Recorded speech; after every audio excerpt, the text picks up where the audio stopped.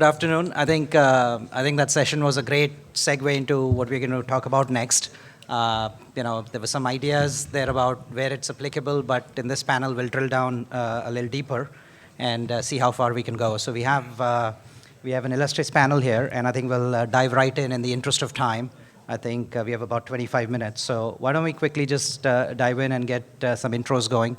Firstly, my name is Birud Shade. I'm the founder and CEO of Gupshup. We are a bot platform, right? The easiest and fastest way to create messaging bots. And I think, Aparna, do you want to lead it off in terms of? Hey everyone, my name is Aparna. I most recently led Google Now, which is a personal digital assistant. Before that, I led a few different areas in Google Search and YouTube. I'll put a stake in the ground and say I'm very, very bullish on the potential of AI and like machine intelligence in really changing our lives for the better. Cool. Swami? Hello, good afternoon, folks. My name is Swami Chandrasekharan. I work in IBM Watson and been doing so for the last 3 years. I lead a team in the technology for Watson industry applications where we take Watson and adapt the models for various industries like telecom, retail. And I also work with a lot of customers incubating Watson for industries that we have never even thought about. Great to be here, and thanks for inviting. Hi, everyone. My name is Joaquin. I lead our applied machine learning team at Facebook. And what that means is that we are the glue between advances in AI and actual product applications. So we do things like democratize AI across the entire company. We always keep pushing to advance AI in order to maximize product impact. And we even work on building new product experiences powered by AI. And I'm super happy to be here. Great.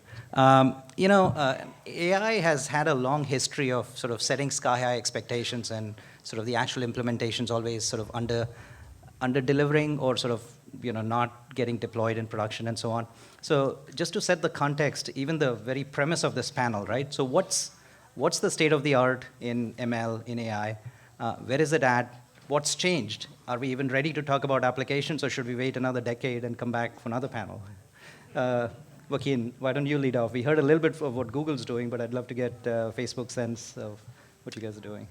Yeah, where we're at. I mean, it's come an incredibly long way, and since we don't have a ton of time, I think what I'll do is I'll give you some of the examples that I'm really excited about of stuff we're doing that we talked a little bit about at F8 recently. So we were able to launch this pretty amazing product, which is Facebook for the blind, right? And today, Facebook for the Blind will be able to give you a description of what's in an image, which we think is pretty cool. But we're working on this thing that I think is even cooler, actually. So using image segmentation, which actually, rather than just understanding what objects are somewhere in the image, it's able to crack the image open and understand it at the individual pixel level. So imagine this. You're able to have an image on your phone. You can go, actually, if you try that, closing your eyes is pretty amazing. You kind of go over the image with your finger, and as you go over different parts of the image, it tells you what it is. And at F8, I applied that to this image of my family and I skiing in Tahoe, where you would see it, you'd go over the snow and it'd say snow. You'd go over each of the members of my family, it'd say person 1, person 2. We were wearing like ski goggles and helmets, so you couldn't really recognize our faces.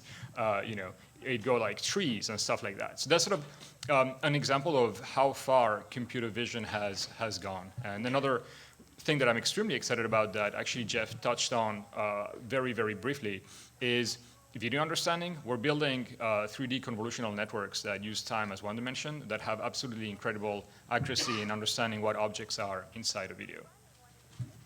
What does IBM think of it? I love your ads, by the way. Oh, thank you. You should see the Star Wars ad with Carrie Fisher in it. So I'll take a different perspective with the enterprise view, right? We saw Jeff talk a lot about computer vision and speech to text and translation. But if you take natural language processing or natural language understanding for a second, there is a lot of written material out there, right? If you look at medical journals, I think there are like around 60 million medical articles that are available in Medline. And if I am a pharmaceutical company and I have to find a new pathway for, let's say, carcinoma, and I find that there is a particular drug that targets a protein that is pretty good for rheumatoid arthritis, can I repurpose that same drug because that same protein has relationships or a pathway to skin cancer or colon cancer. So the advancements is how do we extract this knowledge from unstructured data, that is vast amount of unstructured data, and construct knowledge graphs that kind of bring out the pathways that you've never even thought about, supported by evidence and confidence behind them. We're seeing a lot of this getting applied not only in medicine, but also in oil and gas, in seismology, right? Where to go drill. What is the flow rate I have to use when I'm drilling a particular, in a particular drill site? So a lot of them are happening, I would say. Cool. Prana? I'll pop back a bit of the stack. I do ask this question, which is, okay, like for some of us, we've gone through the AI, we've seen the AI winter happen, and so what is this AI spring about, right? To me, it's actually about the shift in AI or the resurgence in excitement in AI is about 3 I's, if you will. First is infrastructure. Second is around information. And third is around intelligence, right? And I'll give you a very brief sense of it. On the infrastructure you've heard, it's more than just the hard, like raw compute power that's available to us just to throw at these problems, large-scale problems, but it's also these APIs and services that, if you're a 5-person shop, you just wouldn't have access to, right? That's one. On the information layer, it's, we take it for granted, but there are 4 billion plus phones, right? Devices with information, pages being written, pictures being taken, posts being written, but also implicit information. There's like sensors on these phones. So if you had to do a machine learning approach to like say large-scale traffic patterns, real-life traffic patterns, it just wouldn't happen before, right? So that's information. And the final one to me, I think it's the very early days here, is intelligence. That is, what kind of like higher layer abstraction would you have on top of these, right? Once machines start reading and seeing, and speaking, like what are the ways that we can actually like build on top of it? So I like this Narendra Modi style 3I kind of approach. The third eye, not that kind of eye. All right. Okay, so let's dive into applications, and I'll request you guys to sort of break it into 2 parts, right? There are some applications that only, I don't know, Facebook or IBM or Google can do, self-driving cars and so on, heavily capital intensive and such, but there's a lot of entrepreneurs in the audience here. We are at TiEcon. What could somebody outside, right, outside your companies, what could they be doing? What's a killer startup, for example? If you have some ideas, that'd be great as well. So, Joaquin, do you want to lead off? Yeah, so let me start with the first part of the question. I'm going to answer it maybe a little bit in an unusual way. So rather than giving you a list of concrete applications, I'm going to tell you something else. We have built this thing we call the AI backbone that is an absolute end-to-end platform for ML and AI workflows. And in fact, you heard Jeff talk about TensorFlow earlier, and he had these other libraries that you can use, like Caffe, Theano, MXNet, and there's sort of a long list, right?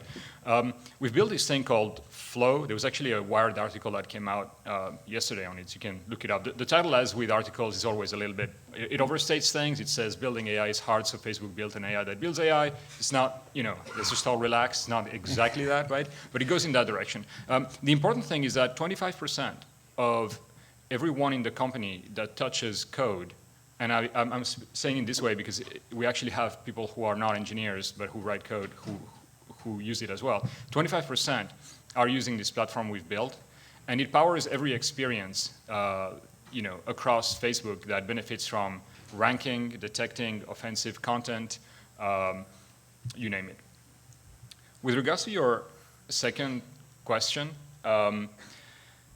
there's one example that I always go back to, and that's Stitch Fix. So I don't know whether anyone in the audience uses Stitch Fix.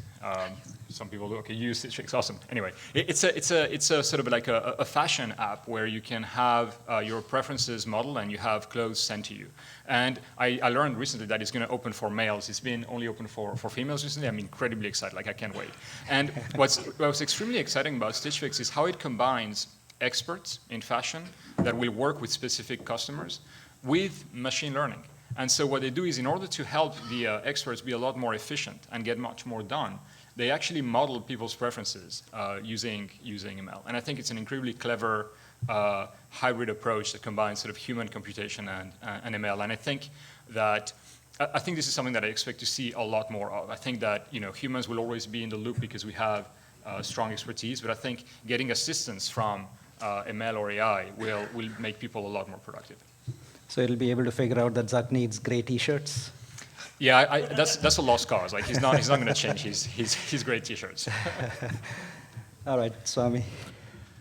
Yeah, I'm going to start with go check out IBMChefWatson.com. I have cooked. What is that, Chef Bot? Chef Watson. If you want inspiration for a new recipe, go try it out. I tried garam masala pizza. Under the covers, it uses machine learning to find affinity between or correlation between chemical compounds and recommends new recipes. But that aside for a second, there are two things, right? For companies to get started with AI and machine learning or cognitive, as we call in IBM, as a shameless plug, IBM's platform as a service is called Bluemix, and within that, Watson has around 30 odd APIs, organized around vision, language, speech, and other insights. The point being, if you have a killer product, and if you want to get started with machine learning right away or cognitive right away, you can go use those models right out the bat, and include them inside your applications. Now, if you want to go one step further and adapt them with your own training data sets, again, there are APIs to do so. So the entry point to getting started with ML cognitive is fairly simple, right? It's very easy to get started. Now, the second part of it is what are some ideas that you could think about? See, I work with a lot of enterprise customers, so I don't get a chance like my peers here to work on consumer apps. But think about applications, think about Internet of Things. We all have smart devices. Can we predict failures on those devices? And can it kind of notify us it is going to fail months ahead of time, if not weeks? And can it give us visibility into what will fail? Can it help us schedule service ahead of time before the expenses become too high? Now think about that for a second from a consumer perspective. Machine learning can help there. There are other things, sweet things you can build on the retail side, expert shopping assistants. You could build a personal cognitive that can do various things like support, automate some of the support and services tasks that you can do. There's a whole breadth of applications you could do. The possibilities are endless. It's just about how do you think about from a business context what the application is and what it would do and bring the right capabilities together. Annapurna? Last year, I think the startup mantra was like Uber for X. I think this year it's AI for X. Right. So I do feel like there's a bit of a excitement around, hey, how can you do this? It's very clear that the large companies with large data sets and can solve horizontal problems. A couple of insights or ideas. One is look at narrow domains. Because I think one of the things we are not yet there is we're not at the strong AI phase, right? So most of the applications, even in large companies like Google or Facebook or IBM, are in these kind of constrained domains. So as entrepreneurs, you have that advantage that you can actually look at a very narrow domain because domain expertise or domain knowledge is equally important with the ML models. That's one advice. I think the other one is just from playing with and building products. One thing we've learned is that look at problems that are easy for machines but hard for humans. So those are the problems that are where you have an advantage. So one of the early anecdotes is that we had the system where the accuracy for machine translation, so translating automatically from one language to another, was roughly the same or even slightly worse than our speech recognition system. But people routinely, nobody, I can't speak more than 2 or 3 languages, and most people can't. So they were wowed by even a 60% accuracy in a system that could translate to 16 languages. Whereas speech recognition, because people can hear what they speak, they're like, this thing is dumb. It can't even pick up 8 out of 10 words that I'm saying. So look at problems that are hard for humans and easy for machines. And just to give this out there example, I just came across this startup recently, which is in farming, right? You wouldn't think of farming as the avant-garde of AI startups, but the basic idea is simple. So today the way they look at lettuce plants and deciding which ones get pesticides versus not in an acre of land is literally spray and pray, right? Quite literally. The startup, what it does is actually look at image recognition and look at each of these. They have robots that just go up and down the acre and kind of look at which of these lettuce plants need the pesticide versus not. It's crazy example, but another startup idea, by the way, is I have a 7-year-old, so if there is someone who can build a 2nd grade math bot, which understands what you say, what the kid says, I am an Indian parent, sorry, stereotype. But there's so many. The point is that there's so many of these narrow domains where entrepreneurs have an edge, right? I think it'd be great for somebody to apply ML to the entire data sets of startups so that you can ask the question, what's going to be the next unicorn startup, yeah? And then you wouldn't need VCs either because that can invest. Yeah? Okay, I had, one of the interesting things that I believe is going to help ML and AI sort of come out into the forefront on a wide scale is sort of the other trend that's also happening. There's a lot of craze about bots, and that's something I'm selfishly interested in as well.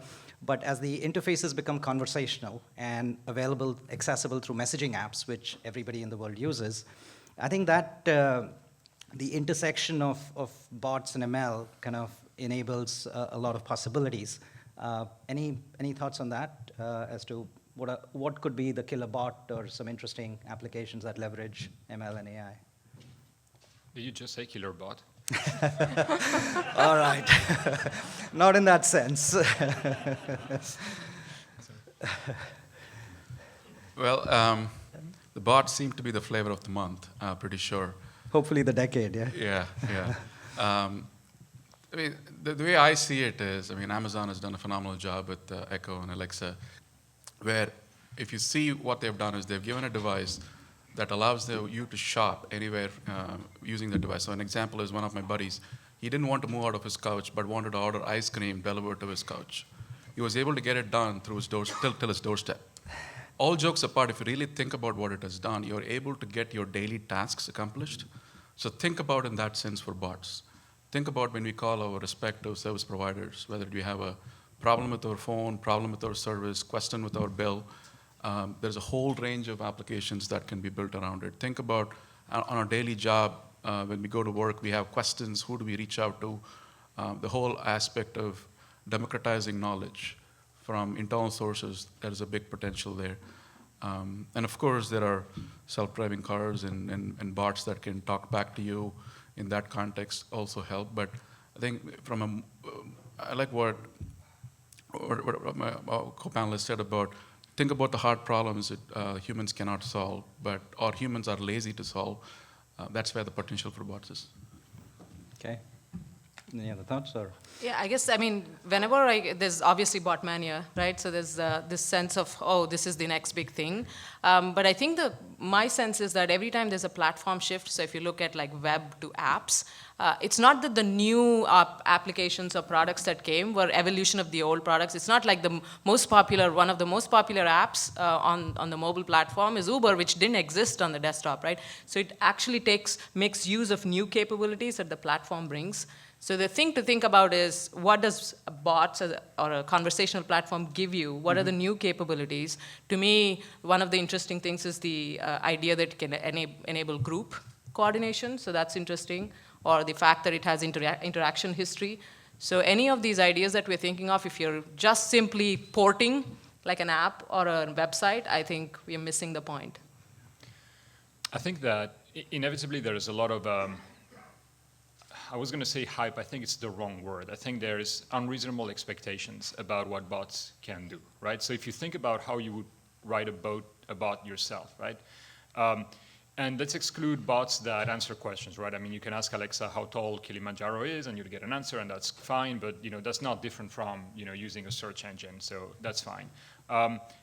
Task completion, I guess, for very specific domains, whether it is ordering ice cream to your couch, dang, it only made it to the door. Or whether you want to buy tickets for a Fandango movie, so through Fandango to go to a movie, right? So let's talk about the Fandango example for a second, right? What's easy, I mean, quote unquote, what's relatively easy to do is try to do essentially like a template filling, right? Like you're going to have a field like, well, what movie, right? And then what time, and then what location, right? So you have like a bunch of fields that you need to fill, and then you can sort of build these very specialized dialogues that they don't understand anything else except for what questions should I ask in order to fill those templates. That's very, very different from what some people are hoping for, right? Which is like a digital friend or like a truly intelligent system that can understand any kind of intent, right? And then figure out what to do with it, right? So I think we're still in the early days, and I think that we're still in a world where, you will see bots for task completion work reasonably well, but don't expect to have, Jarvis or something like that, some sort of like intelligent agent that, figures out what you want to do on any domain. There's a lot of research going on this, but it's early.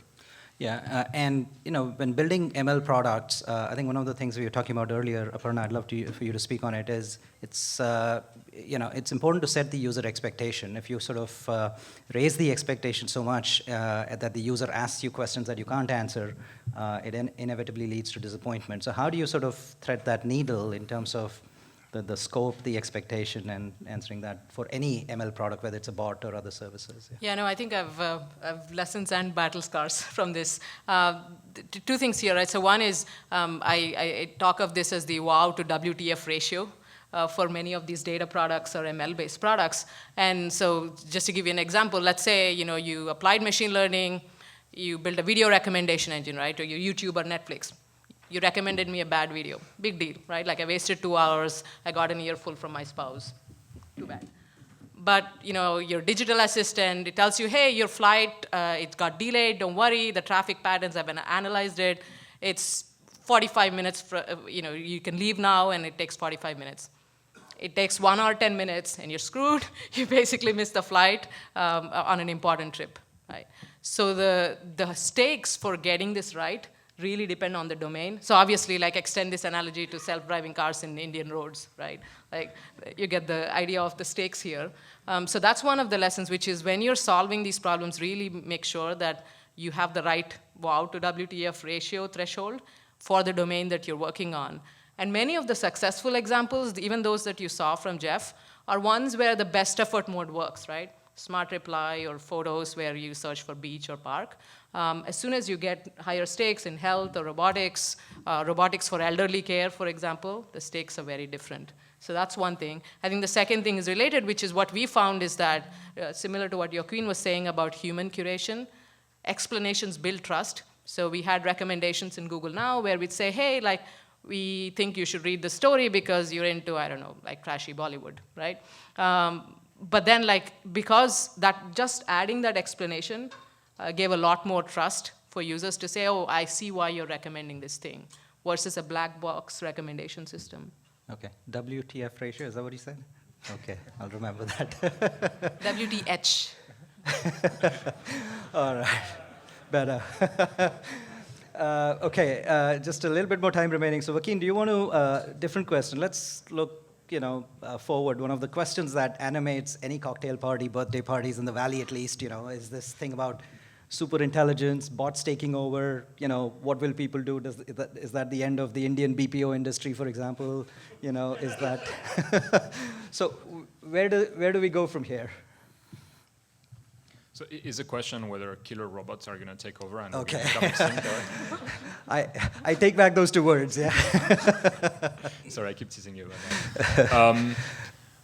I don't understand it when people seem to worry excessively about what AI will do in terms of dangers. And in fact, one of the things that puzzles me a little bit is when I see governments trying to regulate before we actually even have any idea what the issues will actually be, right? I'm not saying that I'm against regulation. I think regulation is essential. I just think that at the moment there's a lot of wild speculation. And maybe it's because when you work inside the field, you realize how damn difficult it is, and that we're still very far away from having an AI that builds its own conscience or is able to make its own decisions. Like I haven't seen any concrete evidence of anything that comes anywhere near that. What I'm really excited about is, and then just to reiterate on something that has come up a few times already, is just AI and ML as a tool to make people more productive, right? And I think that we have a lot of examples of that. I quite love I guess if I ask, who hates email, hopefully everyone will raise their hand, right? I hate email. And then so having the auto reply, function is kind of a very interesting, fun piece of applied AI that, saves you a few minutes every day. So that's pretty cool, right?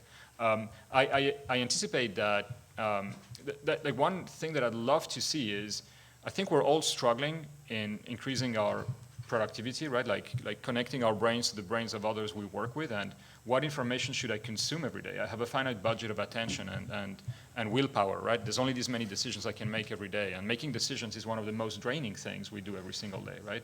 So we need to make sure to make the right ones and not spend any time on the ones that aren't important. How much of that can we automate, right? How intelligent can I make my communication with others so that I'm only presented not only with the decisions I need to make, but already pre-digest anything that is just trivial, right, and just boil it to the essence, right? So that's something that I would go crazy for. Okay. Any final thoughts, Swami? Yeah, let me make this quick.